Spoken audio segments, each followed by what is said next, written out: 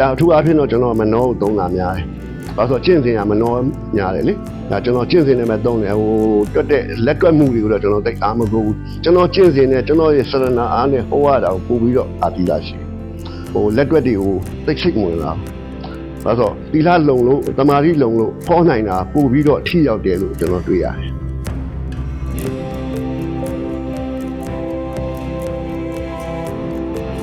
။အခုနောက်ပိုင်းမှာ line ပေါ်မှာတော်တော်ကြီးကိုဘေးနဲ့ဟောတဲ့ကလေးတွေတော်တော်များလာတယ်။များလာတဲ့အခါကျသူတို့လို line ပေါ်မှာကြော်ညာရမယ်။အဲ့ဒါလေးလည်းကျွန်တော်မလုပ်ချင်တော့ဘူး။နောက်ပြီးတော့ကလေးတွေနဲ့ပြိုင်ပြီးတော့လဲဟိုလူရဲ့လောက်ကင်နေရမယ်အရွယ်မဟုတ်တော့ဘူးလေ။အဲ့တော့ငယ်ရွယ်သူတွေပဲဦးစားပေးလိုက်တဲ့အနေနဲ့နောက်တစ်ခုကကျွန်တော်ကိုယ်တိုင်ကျမ်းမာရေးမကောင်းတော့ဟိုဘယ်လိုခေါ်မလဲလူ20အလိုက်အဲ့20ရဲ့တာဝန်မချင်လိန်စားတာပဲလေ။ဟုတ်တယ်မလား။လူ30အလုပ်အပ်လာမယ်အလုပ်30ရဲ့တာဝန်မချင်လိန်စားတာပဲလေ။အဲ့တော့လိန်စားတာဖြစ်မှာဆိုတာကြောင့်လေ။အဲ့တော့တယောက်နှစ်ယောက်ကြုံတယောက်နှစ်ဟောပေးလိုက်တယ်။မကြုံရင်မဟောဘူး။ကျုံတဲ့လူတော့ပဲကူညီလိုက်တော့တယ်အခါချင်းတွေတော့ကျွန်တော်မမျှော်လင့်တော့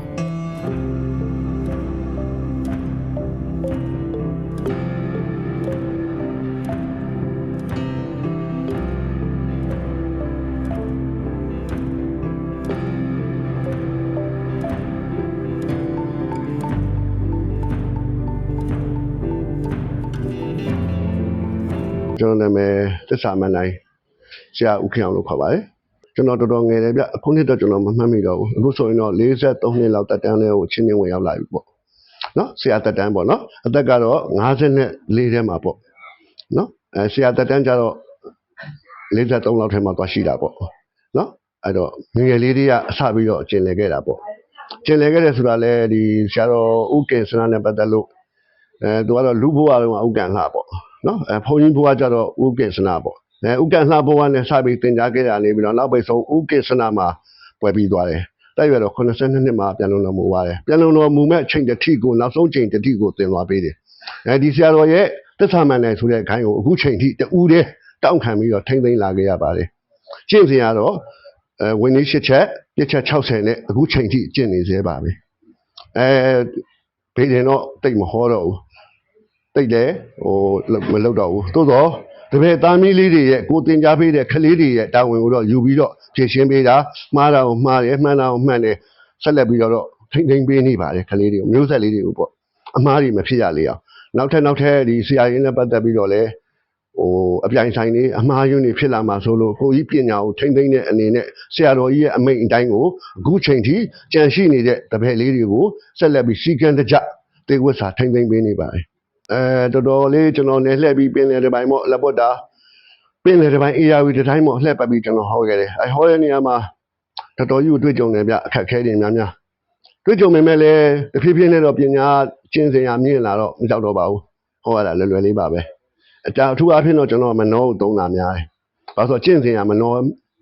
များတယ်လေကျွန်တော်ကျင့်စဉ်နဲ့ပဲသုံးတယ်ဟိုတွက်တဲ့လက်တွက်မှုတွေကိုတော့ကျွန်တော်သိအားမကိုဘူးကျွန်တော်ကျင့်စဉ်နဲ့ကျွန်တော်ရဲ့စရဏအားနဲ့ဟောရတာကိုပို့ပြီးတော့အာတိလာရှိဟိုလက်တွက်တွေကိုသိစိတ်ဝင်လာဘာလို့သီလလုံလို့တမာတိလုံလို့ဟောနိုင်တာပို့ပြီးတော့ထိရောက်တယ်လို့ကျွန်တော်တွေ့ရတယ်ကျွန်တော်ကငယ်ကတော့ဒီလောက်ဝါသနာမပါခဲ့ဘူးကျွန်တော်ကျမ်းမာရေးခြူကြကနေစပြီးတော့ဖုံဖုံကကျွန်တော်ကိုပယောဂကုပေတာနဲ့စပြီးတော့ဒီပတိကိုဂိုင်းစင်ပတိကိုစိတ်ဖြစ်သွားတယ်စိတ်ဖြစ်သွားတာနေပြီးဖုံဖုံကနေပြီးတော့ဗလီစိတ်တရားထိုင်ရဲ့အကျိုးကနေပြီးတော့ဘလောက်ထိအောင်နိဗ္ဗာန်ထိအောင်ရနိုင်တယ်ဆိုတဲ့အကြောင်းလေးပြောရင်းနဲ့ကျွန်တော်ဝါသနာပါပြီးတော့ဖရာတရားဘက်ကိုလိုက်သွားတာအခုချိန်ရှိပါနည်းမှာပညာပြိုင်တာပညာနဲ့လောက်ခံခဲ့ရတာတွေအဲ့တော့တစ်ခါနှစ်ခါလောက်ခံရတဲ့ကြလဲကြာဖုံဖုံကိုပြန်ပြောတဲ့ခါကျဖုံဖုံကပြန်မလုပ်ရင်လည်းနေကိုယ့်ကိုကာကွယ်နိုင်ဖို့ဆိုပြီးအဲ့မှာစသင်ရတော့တာတင်လဲတင်တော့ကျွန်တော်တော်တော်သင်ခဲ့ရပါတယ်အောက်လည်းသင်ခဲ့ရပါတယ်အလက်လည်းသင်ခဲ့ရပါတယ်အထက်ဆိုရင်တော့လောင်းလောင်းကြီးပေါ့အခုကျွန်တော်ရွှေကူမှာလည်းအထက်လန်းကျင့်စဉ်အပြီးမြေအောက်လှိုင်ကူရောအပေါ်ကကျင့်တဲ့လက်ဝဲလက်ရစခန်းနှစ်ခုစလုံးတည်ထားပြီးပါပြီနောက်မျိုးဆက်အတွက်အဲ့ဒါကိုလည်းဆက်လက်ပြီးတော့ပို့ချပေးနေတယ်ဒီထွက်ရပေါက်ကျင့်စဉ်တစ်ထိပေါ့နော်တခါလေတနေရာလေးနဲ့အပြီးကျင့်နိုင်အောင်ကျွန်တော်တို့မြန်မာပြည်မှာရှိတယ်မြေချိုးရင်မိုးပြောင်တက်တယ်ဆိုတာအဲ့တော့ကျွန်တော်မြေချိုးတဲ့မြေအောက်လှိုင်ကူမှာကျင့်စဉ်ဒီမြေပြင်ပေါ်မှာရှခန်းသောအိဋ္ဌိယဘုံနဲ့ကျင့်ရတဲ့ ကျင့်စဉ်တွေလည်းကျွန်တော်တည်ထားပြီးပါတယ်တည်ထားပြီးတဲ့ကြောင့်ကလေးတွေကိုလည်းဆက်လက်ပြီးတော့အခုချိန်ကြီးသင်ကြားပေးနေပါတယ်ကလေးတွေကလည်းဒီစီကန်းတိုင်းကိုကျင့်ကြံကြပါတယ်ရှိပါတယ်အခက်အခဲရှိပါတယ်တချို့အရာတွေမှာကျွန်တော်စတင်သင်ကြားတဲ့3နှစ်ပတ်လည်မှာဆိုရင်ဘယ်လောက်ထိအောင်ဖြစ်သွားဘူးလဲဆိုသမင်းငတ်တဲ့စီစဉ်ရောက်ပါတယ်နေမရချင်းကွယ်လမ်းစပြောက်တယောက်တည်းကြာကြာလေလောက်ယူအောင်ခံရတယ်နောက်ဆုံးယူသွားပြီလို့ခေါင်းထဲကိုငှက်ဖျားပိုးဝင်သွားတယ်လို့သိတယ်မလားမှော်ပေါက်သွားတယ်လို့ဒီလောက်အပြောခံရလောက်အောင်ကြုံခဲ့ရပါတယ်အခက်အခဲတွေပေါ့ဒီနောက်ပိုင်းမှာကျွန်တော်ဇွဲနဲ့မဲနဲ့ဆက်ပြီးတော့သုတ်တန်ကျင့်နေကျင့်နေဖုံဖုံသင်ကြတိုင်းကျင့်တော့အခုတော့အောင်မြင်သွားပါပြီအောင်မြင်လာတော့3နှစ်လောက်ခက်ခဲပြီးတဲ့နောက်ပိုင်းတော့ရှောက်အောင်မြင်ပါတယ်ဒါပေမဲ့စိတ်ထားလေးတော့ရေးကြည့်တာပါနော်ဘ누구ပဲတွေ့ပတ်စံရမရငါကူညီမယ်ဆိုတဲ့စိတ်ထားလေးတော့ပို့ပြီးအောင်မြင်လာလိမ့်မယ်ပတ်စံရမှလုံးမယ်ဆိုရင်နှီးသွားတယ်ရမရဒါငါကယ်ရမှာပဲဆိုတဲ့အသိနဲ့သာလုံးအရင်အောင်မြင်ပါတယ်ကျွန်တော်ကတော့တုတ်တန်ချင်းစင်နဲ့ပတ်သက်ပြီး2014ကနေစပြီးတော့ဒီ90ခွေမိုက်ပေါ်ကြီးမှာကျင့်ခဲ့တယ်ငယ်စဉ်ကာလလက်ပွတ်တာတင်းချိုင်းမှာကျင့်ခဲ့တယ်2014ကျတော့ကျွန်တော်ရန်ကုန်မိခင်ကြီးရှိပြန်ရောက်လာတဲ့နောက်ပိုင်းမှာကျွန်တော်တင်းချိုင်းရှာလိုက်တော့ဒီ90ခွေတုတ်တန်တင်းချိုင်းကြီးကအမိုက်ပုံတွေပုံထားလူတွေမလာကြဘူးတနေ့မှ1လောင်းလောက်2လောင်းလောက်တကြိုတော့ကျွန်တော်ကလူရှင်းတော့တင်းချိုင်းကတာဝန်ရှိပုဂ္ဂိုလ်တွေကိုခွင့်တောင်းတော့သူတို့ခွင့်ပေးတာနဲ့ကျွန်တော်တရားစကျင့်ခဲ့တယ်အဲ့ရနေစပြီးတော့ခုနပြောသလိုပေါ့မလို့ချင်းတာဒေါသဖြစ်တာတွေကိုတော်တော်ထိမ့်သိမ်းနိုင်လာတယ်အဲ့ဒီနောက်ပိုင်းမှာတအားကိုယ့်အတွက်စွမ်းအင်နေရလာတယ်တော်တော်ထူးခြားပါတယ်ကျင့်ဖို့လည်းကောင်းပါတယ်ကျင့်တဲ့အရာဝတ္ထုတွေပါအဲ့တော့မှဘာသိလာလဲဆိုတော့တုတ်တန်မှာနေတဲ့ကျွန်တော်ငငယ်ကထင်တာပေါ့ဆရာကြီးရသေးတွေဖုန်းကြီးတွေနေအောက်လိုင်းကြီးတွေတေးရဲကြီးတွေမွေးတယ်ပေါ့နော်ကျွန်တော်တို့ကလေးတွေရဲ့အထင်ပေါ့နောက်ကိုယ်ကကျင့်လာတဲ့ခါကျတော့တုတ်တန်ဒူတင်ဆောင်တဲ့ဖုန်းကြီးတွေကအရင်မြတ်တာတုတ်တန်မှာနေထိုင်ကျင့်ကြံသွားတဲ့ပုံကိုယ်တွေအရင်မြင့်မြတ်ချင်းတုတ်တန်ရတဲ့အဝိဆတွေကိုခြုံအဝိဆတွေကိုဝတ်တာအရင်မြင့်မြတ်တဲ့ပန်းတကူသင်ငန်းဆိုတာကိုကျွန်တော်ကိုယ်လေးကြုံလာပါတယ်လက်ရှိလည်းကျွန်တော်ပန်းတကူအဝတ်တွေကျွန်တော်ဝတ်ပါတယ်ပန်းတကူခြုံတယ်တွေခြုံပါတယ်ကျွန်တော်ပတ်ဝန်းကျင်မှာရှိနေတဲ့အဝတ်ဖြူတွေအဲ့ဒါပန်းတကူတွေပါမှတ်သားထုတ်တဲ့အဝတ်တွေပါကျွန်တော်အခုချိန်ကြီးခြုံပြီးကျင့်ကြံနေပါတယ်သစ္စာမဏ္ဍိုင်ဂိုင်းတော်နဲ့ပတ်သက်ပြီးတော့ပေါ်ပေါက်လာရင်အကြောင်းအရာတော့ဖုံဖုံကနေပြီးတော့ဆရာတော်ဥက္ကိစ္စနာဥယေဝရကနေပြီးတော့ဥက္ကိစ္စနာကိုတာဝန်ပေးခဲ့တယ်ဥက္ကိစ္စနာမှာကျွန်တော်ကိုဆက်လက်တာဝန်ပေးတယ်တာဝန်ပေးချက်အရာကတော့သစ္စာမဏ္ဍိုင်ရွှေကူသည်သာသနာခရီးလမ်းပန့်ဘူးတာနော်တတ္တဝါတွေအကျိုးရှိမဲ့အလုပ်တွေဆောင်ရွက်ခိုင်းတာထွေထူးတော့မမှားခဲ့ဘူးဖျားတဲ့မယ်ဆိုပြီးလိမ်မစားဘူးသာသနာဖြတ်တာတွေ့ရင်တော့ကျွန်တော်ဟန့်ရလိမ့်မယ်ကျွန်တော်ကတာဝန်ရှိတယ်တန်ဃာတွေ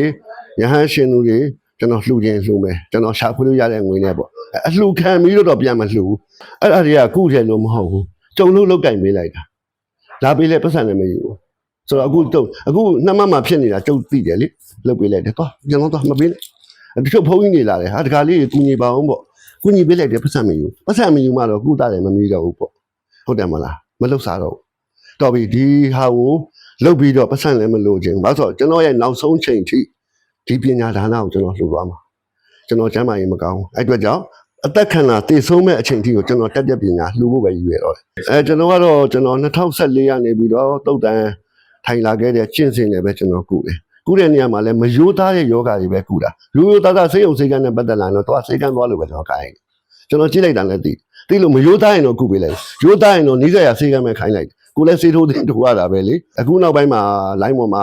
တော်တော်ကြီးကိုပေးနေဟောတဲ့ကလေးတွေတော်တော်များလာတယ်များလာတဲ့ခါကျသူတို့လိုလိုင်းပေါ်မှာကြော်ညာရမယ်အဲ့ဒါတွေလည်းကျွန်တော်မလုပ်ချင်တော့ဘူးနောက်ပြီးတော့ကလေးတွေနဲ့ပြိုင်ပြီးတော့လဲလူရဲ့လောက်ကင်နေရမယ်အရွယ်မဟုတ်တော့ဘူးလေအဲ့တော့ငယ်ရွယ်သူတွေပဲဦးစားပေးလိုက်တဲ့နေနဲ့နောက်တစ်ခုကကျွန်တော်ကိုယ်တိုင်ကျမ်းမာရေးမကောင်းတော့ဘယ်လိုခေါ်မလဲ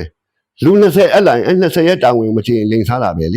ဟုတ်တယ်မလားလူ30အလုပ်အပ်လာမယ်အလုပ်30ရဲ့တာဝန်မချင်လိန်စားတာပဲလေအဲ့တော့လိန်စားတာဖြစ်မှာဆိုတာကြောင့်လေအဲ့တော့တယောက်နှစ်ယောက်ကြုံတယောက်နဲ့ဟောပေးလိုက်တယ်မကြုံရင်မဟောဘူးကြုံတဲ့လူတော့ပဲကူညီလိုက်တော့တယ်အခါချင်းငွေတော့ကျွန်တော်မမျှော်လင့်တော့ဟုတ်ကဲ့အခုလက်ရှိရတော့ကျွန်တော်ရဲ့နောက်ဆုံးကျင့်စဉ်ဖြစ်တဲ့ကျွန်တော်သွားရမယ်လမ်းမို့အဲ့ဒါလေးကျင့်နေပါတယ်ခလေးတွေကိုလည်းတင် जा ပေးပေါ့နော်အမှားလေးတွေပြင်အမှန်လေးတွေဆက်ချအောင်ကျွန်တော်ကိုယ်တိုင်ကတော့နောက်ဆုံးသွားဖို့လမ်းကိုကျင့်ကြံနေပါပြီလက်ရှိဆိုရင်တော့တော်တော်များများရှိပါတယ်မောင်ဥက္ကာကျော်တို့ဟာလားမောင်ဒုက္ခတို့မောင်ဒုဒတို့မြတ်တနာကျော်တို့နာမည်အခုလက်ရှိရနေပါပြီတော်တော်လည်းအဆင်ပြေနေတယ်ဆိုတာလောက်တဲ့နေရာမှာအမှားနေတာပေါ့နော်ကျွန်တော်ကြိုက်တဲ့စီကန်းချက်တွေနဲ့တင်အောင်နေနိုင်တဲ့ကလေးတွေပေါ့အဲ့တော့ကျွန်တော်အဲ့ဒါလေးတော့စောင့်ကြည့်ပေးနေတယ်သူတို့လိမ္မာသူတို့သင်ပေးတယ်နည်းနည်းပရိသတ်ပေါ်မှာမဟုတ်တာလုပ်လာမယ်ဆိုရင်တော့ကျွန်တော်ချက်ချင်းဆုံးမဖို့ပဲ့ပြင်ဖို့စောင့်ကြည့်နေပါတယ်စီကန်းချက်တွေထုတ်ပြီးတော့ညာမကြခင်ဒီခွန်ဖြူမိန်နဲ့ပေါ့နော် logo နဲ့ဒီဇိုင်းနဲ့သူတို့တွေကိုကျွန်တော်ကမှတ်ပုံနေအထိ လုပ်ပေးထားပြီးတော့ဂိုင်းတော်ရဲ့ပြစ်ချက်60ဝင်းကြီး8ချက်ကိုအပြည့်အဝနားမလည်နိုင်မဆောင်ရှောက်နိုင်ဘူးဆိုလို့ရှိရင်ကျွန်တော်ဂိုင်းတော်တွေကအပြီးပဲထုံးပါပါခေါ်ယူဆုံးမရလောက်တာပဲရှိတယ်ပယ်ထုတ်ရလောက်တဲ့တော့မမိုင်မဲကြသေးပါဘူးလူဆိုတာတော့တစ်ခါတလေမှားတတ်တယ်လေဆိုတော့အဲ့ဒီမှာအမှားကြီးလို့ပြောလို့မရတဲ့အမှားလေးတွေတော့ရှိတာပေါ့တခါတလေကြိုင်မောက်မာလိုက်တာပေါ့ကလေးတွေဆိုတော့အဲ့လိုမျိုးလေးတွေတော့ရှိတယ်ဂိုင်းစဉ်ရဲ့ကျင့်တဲ့ကြံတဲ့အရာတွေကိုတော့သူတို့မမှားကြသေးပါဘူးကလေးတွေဆိုတော့မောက်မာပြီးတော့ပရိသတ်ကိုမလေးမစားဆက်ဆံရင်လည်းကျွန်တော်ခေါ်ပြီးတော့ပြစ်ပေးပါတယ်စုပါတယ်ကိုအားကိုးမဲ့လူတယောက်ကိုအားကိုးမဲ့ပုံကိုယ်တစ်ခုပေါ့နော်တိတိကျကျအတွင်းကျကျကျင့်စဉ်စရဏစိတ်သက်ပိုင်းဆိုင်ရာတွေမလိလာပဲနဲ့ရန်တန်လှူတာရန်တန်ကိုးကွယ်တာရန်တန်ရှ िख ိုးတာတွေမလုပ်ဖို့တော့အထူးပဲမှားကျင်ပါတယ်အခုခေတ်ကအရန်ကိုလိန်လို့ကောင်းတဲ့ခေတ်ဖြစ်နေလို့ညာယူတယ်လိန်စားတယ်ဆိုတာတော့တော်တော်များများတွေ့နေတယ်တိုးတော်လည်းပဲမပြောရမယ့်စကားမျိုးတွေလည်းရှိတယ်လေကျွန်တော်ကတော့အကုန်လုံးကိုမျက်ကွယ်ပြုထားတယ်ကျွန်တော်ပတ်သက်နေတဲ့တပည့်အားလုံးမဖြစ်ရင်တော်ပြီလို့တော့ခံယူရတယ်အဲ့ထဲမှာမှပိဋကကြီးကအနေနဲ့ကတော့သူတို့အညံမျက်စိတွေကြီးပေါ့ဟုတ်တယ်မလားအဲ့ကြတော့ကျွန်တော်ကဂိုင်းတော်ပေါ်မှာကျွန်တော်တို့အရန်အန်နေရများတယ်လေမကြိုက်ကြဘူးသူတို့တွေကျွန်တော်ဝိုင်းတိုက်ခိုက်လာမယ်ဆဲမယ်ပွဲတွေရှာကြလိမ့်မယ်စိတ်ချပွဲရှာခံရမှာအဲ့ဒီခါကျတော့ကျွန်တော်တပည့်သားမီးတွေကိုပဲမမှားအောင်ပဲကျွန်တော်စောင့်ကြည့်နေပါတယ်ဘာဖြစ်လို့လဲဆိုတော့ပိဋကကျွေးတဲ့ထမင်းကိုစားတယ်ဆိုတာညာယူလိုက်လို့လိန်ယူလိုက်ပြီဆိုရင်ညာစားပြီးလိန်ယူလိုက်ပြီဆိုရင်တော့ဂိုင်းတော်ကအပြီးပဲထုံးပါဒါကျွန်တော်ရဲ့ပြစ်ဒဏ်ပဲကျွန်တော်ရဲ့အကောင့်သစ္စာမှန်နိုင်အာယုမှန်နဲ့ပတ်သက်ပြီးတော့အကူအညီတောင်းလာမယ်လိုအပ်လာမယ်ဆိုရင်အချိန်မီကျွန်တော်ကူညီပေးပါမယ်ကျွန်တော်လမ်းစဉ်နဲ့ပတ်သက်လို့ကတော့ပညာရက်ကောဟလာဘေးတင်ပညာရက်ကောပျော်ပိုင်းဆိုင်ရာကိုကူညီသွားမယ်ဘာလို့မှလည်းအခကျင်းငွေတတ်မှတ်မထားပါဘူးเนาะကျွန်တော်အတက်နိုင်လုံးရှိတာကိုတော့ကူညီသွားပါမယ်ကျွန်တော်နောက်ဆုံးတည်မဲ့အချိန်တတိကိုပေါ့ဒါကျွန်တော်ရဲ့ခံယူချက်ပဲကျွန်တော်ဖုန်းဖို့ပဲအဓိကဆက်သွယ်ပေးခုနှလုံး6လေးလုံး3တစ်ခုကိုဆက်သွယ်လိုက်ပါဒူရလေးလန်းအိမ်နံပါတ်9ခုမြောက်တကုံအဲ့ဒါလေးကိုဆက်သွယ်လို့ရပါတယ်ကျွန်တော်တာဝန်ယူနိုင်စွမ်းရှိတဲ့အရာလုံးကိုကူညီပေးပါ